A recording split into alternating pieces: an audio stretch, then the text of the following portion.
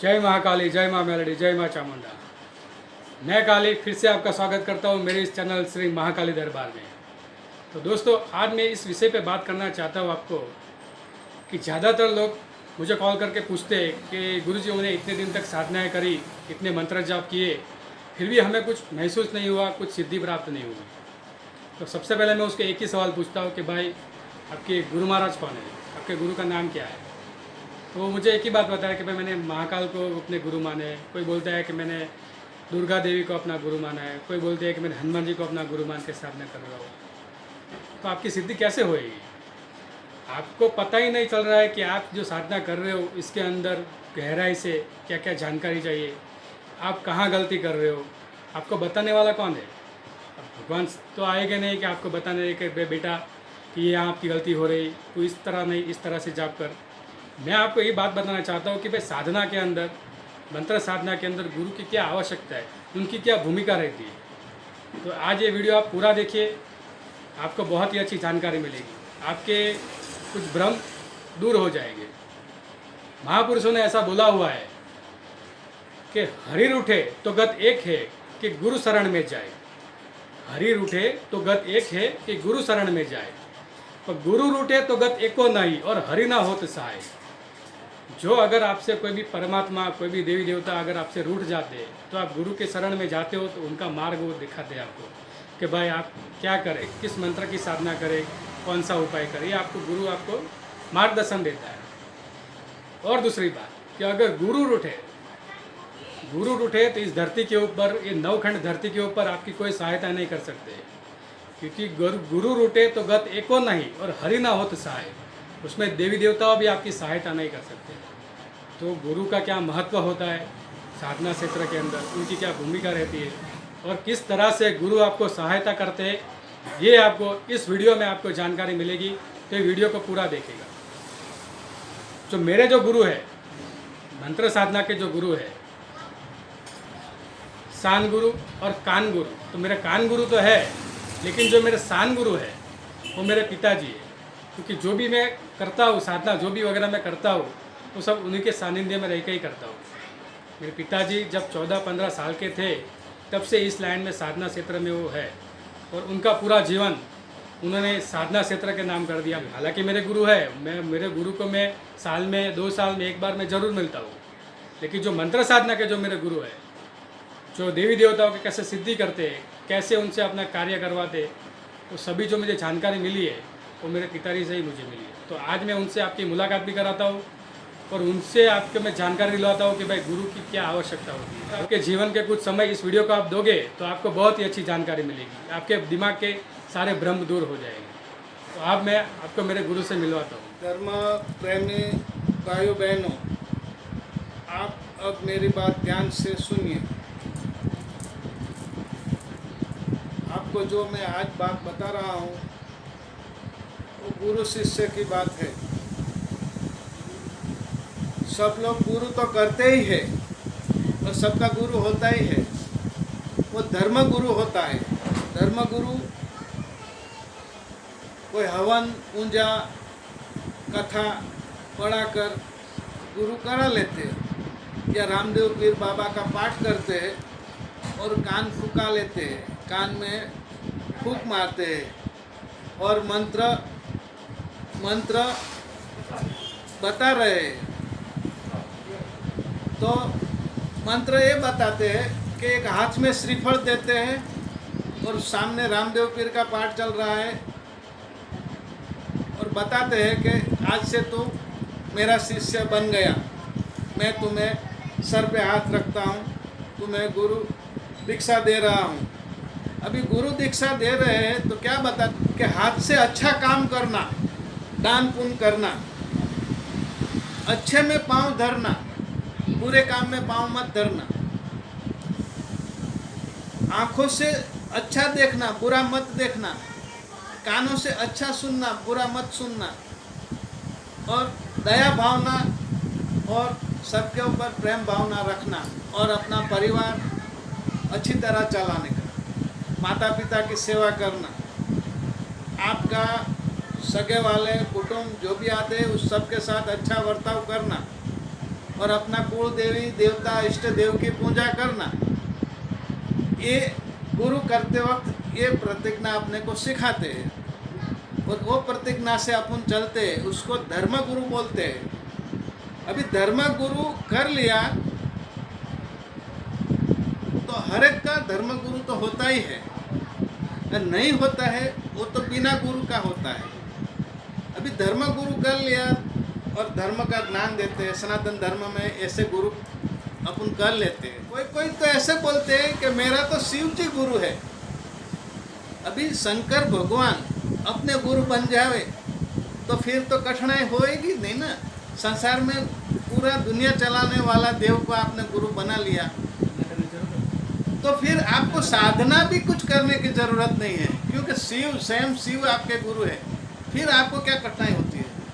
लेकिन वो तो आपने मन से बनाया हुआ है। तो शिव को मालूम नहीं कि मुझे गुरु मानता है, तो शिव कभी आपने पास आया नहीं, सर पे हाथ रखा ही नहीं और कुछ आपको ज्ञान दिया ही नहीं। गुरु दो प्रकार के होते हैं, एक तो मन से मानने वाले लेकिन उनको पूछ नहीं सकते। कोई बोलते हैं मुझे मेरा गुरु जी हनुमान जी है, कोई बोलते हैं मैं राम को अपना प्रतीक मानता हूँ, राम जी मेरे गुरु है, मैं उनके बताए रास्ते पे चलता हूँ। ना तो कभी राम जी को आप मिले हैं, राम जी तो सबके हृदय में है, शिव भी सबके हृदय में है, हनुमान भी सबके हृदय में है, फिर भी उसका दर्शन तो कभी सामने हुआ ही नहीं है, कभी उनके साथ बात हुई ही नहीं है। लेकिन मन आपका है मेरा गुरु जी तो है।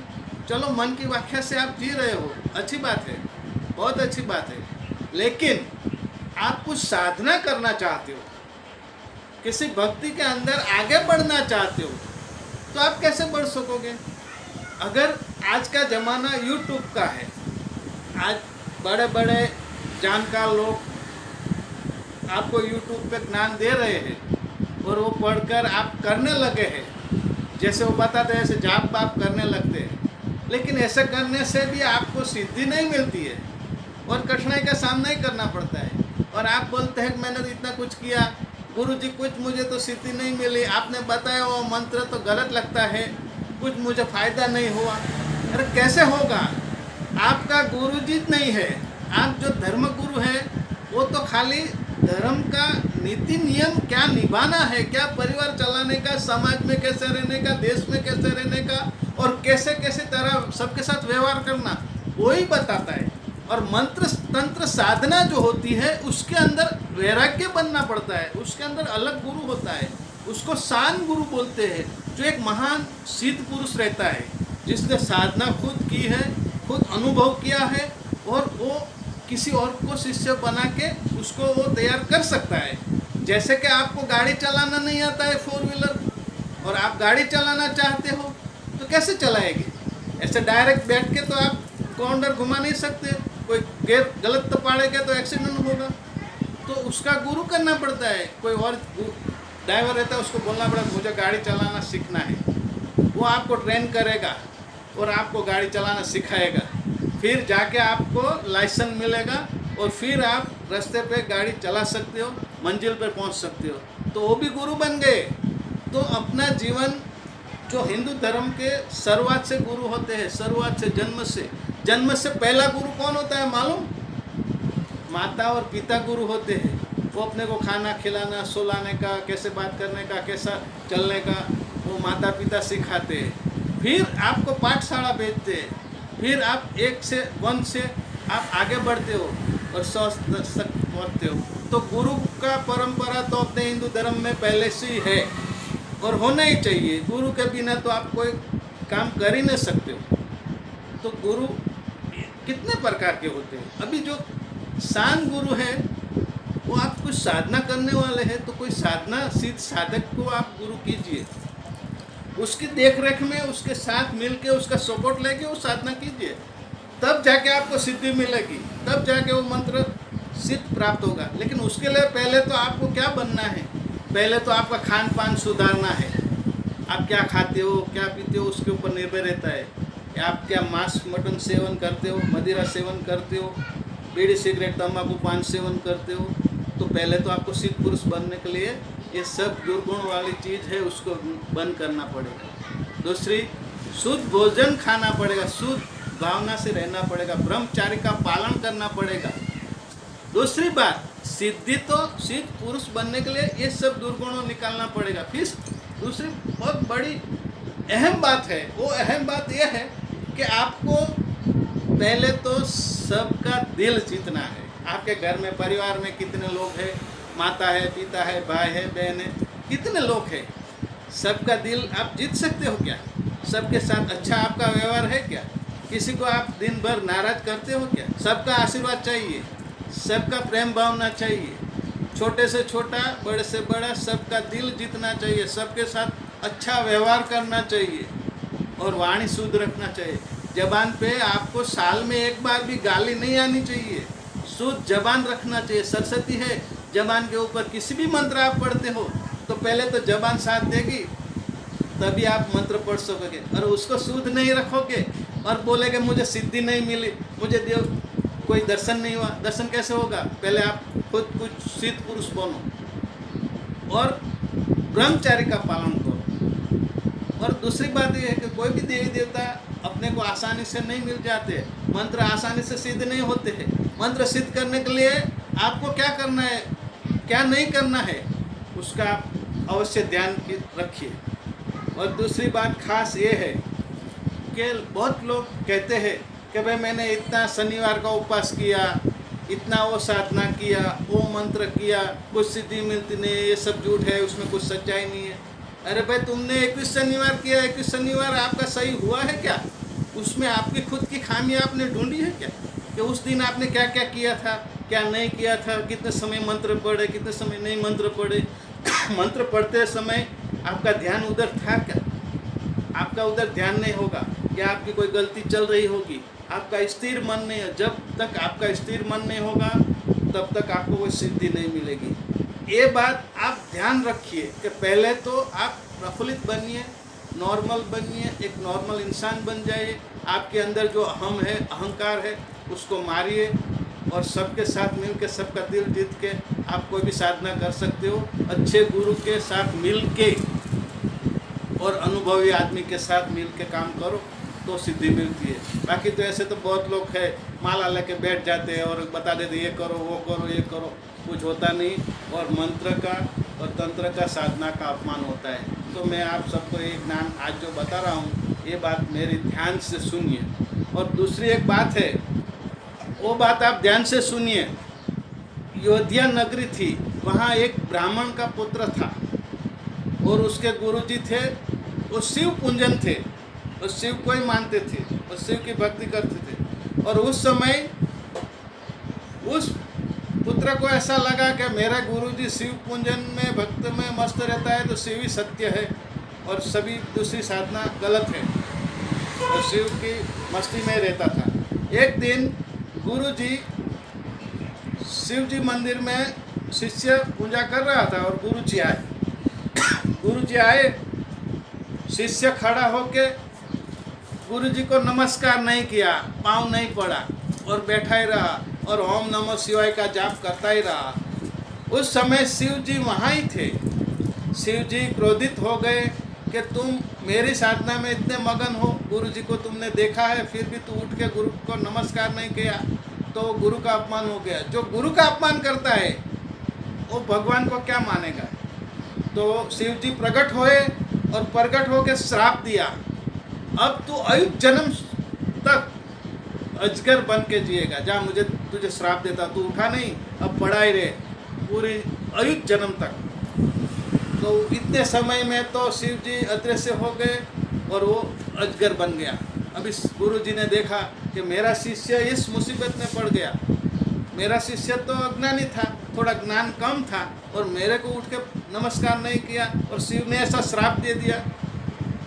फिर शिव की गुरु जी ने आराधना की, शिव स्तोत्र बोले, शिव की आराधना करके शिव को फिर प्रकट किया, हे शिव जी, ये मेरा शिष्य नादान है और उससे भूल हो गई है, लेकिन इतना आपने बड़ा श्राप दे दिया, मेरे शिष्य के लिए मैं आपको हाथ जोड़ के माफ़ी मांगता हूँ, मेरे शिष्य को इस मुसीबत से बचाए गुरु शिव जी।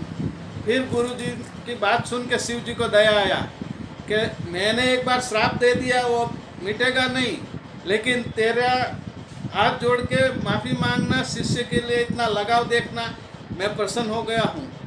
उसके मन में वही था कि शिव ही सत्य है, विष्णु धर्म वाले गलत है, वो धर्म वाले गलत है, वो धर्म वाले गलत है, ऐसा तो मन में अहम था। लेकिन मैं चला लेता था, लेकिन तुमको नमस्कार नहीं किया, वो बड़ी गलती थी, तो मैंने श्राप दिया, पर उसको माफ़ कीजिए, कुछ रास्ता निकाल लिया शिव जी।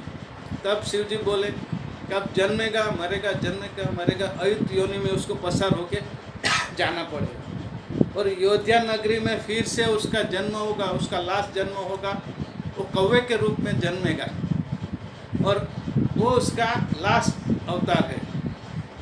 उस समय वो अजगर मर गया, उनका कितना अवतार हुआ, कितना अवतार हुआ। फिर राम जी अयोध्या नगरी में जन्म लिया, और वहाँ उसी शिष्य कौवा बन के जन्म लिया। अभी राम जी अपनी माँ का पल्लू पकड़ के खेल रहे थे, छोटे बच्चे थे, खेल रहे थे, माँ ने उसको पूरी हाथ में दिया। अभी वो पूरी हाथ में दिया, वो शिष्य जानता था कि भगवान है, बाल रूप में भगवान है, और बाल रूप में भगवान रोते हैं तो कैसा लगता है वो तो मैंने देखा नहीं, आज मैं भगवान को रोते हुए देखना चाहता हूँ। तो राम जी के हाथ में पूरी थी, वो पूरी कौवे ने ले ली, लेके झाड़ पे चढ़ गया, खाने लगा। अभी राम जी के हाथ की पूरी तो कितनी मीठी होगी, कौवा तो खा के धन्य हो गया, और राम जी रोने लगे, माँ कौवा पूरी ले गया, माँ कौवा पूरी ले गया। माँ ने दूसरी पूरी दी, वो फिर से खाने लगा। फिर कौवा ने देखा राम जी और रड़ने लगे, रोने लगे, तो कैसा और लगेगा। दूसरी बार पूरी लेने गए, दूसरी पूरी लेके चले गए, और भगवान और रोने लगे। माँ ने तीसरी पूरी दी, वो लेके जैसे खा रहे थे, कौवा ने वो पूरी फेंक के वो पूरी लेने आए, भगवान ने बगासा लिया, कौवा को मुंह में ले लिया, और उसके अंदर इतने जन्म हो गए कौवे के, उसका घर परिवार हो गया, बीवी बच्चे हो गए, कितनी जंजाल दिखा दी। दूसरी पल में मुंह में से बाहर निकला, फेंका तो कौवा बन गया। फिर भगवान के पाँव में कौवा पड़ गया, फिर भगवान ने उसको उठाया, सर पे हाथ फिराया, कौवा रोने लगा। तब तो राम जी ने कहा कान में कि जा कौवे, तू कौवा है लेकिन कौवा तू ऋषि बनेगा, काग भूषंडी नाम का तू कौवा बन गया आज से। काग भूषंडी एक ऋषि था, पक्षियों का ऋषि था। वो कौवा को बोला कि जा तू मेरी राम कथा सब पक्षियों को सुना। फिर राम जी बड़े हुए, फिर सीता के साथ उनका ब्याह हुआ, और राम कथा आगे चली। फिर 14 वर्ष वन में गए, और सीता का हरण हुआ। सीता जी को रावण हरण करके ले गया, और रावण के साथ राम का युद्ध हुआ।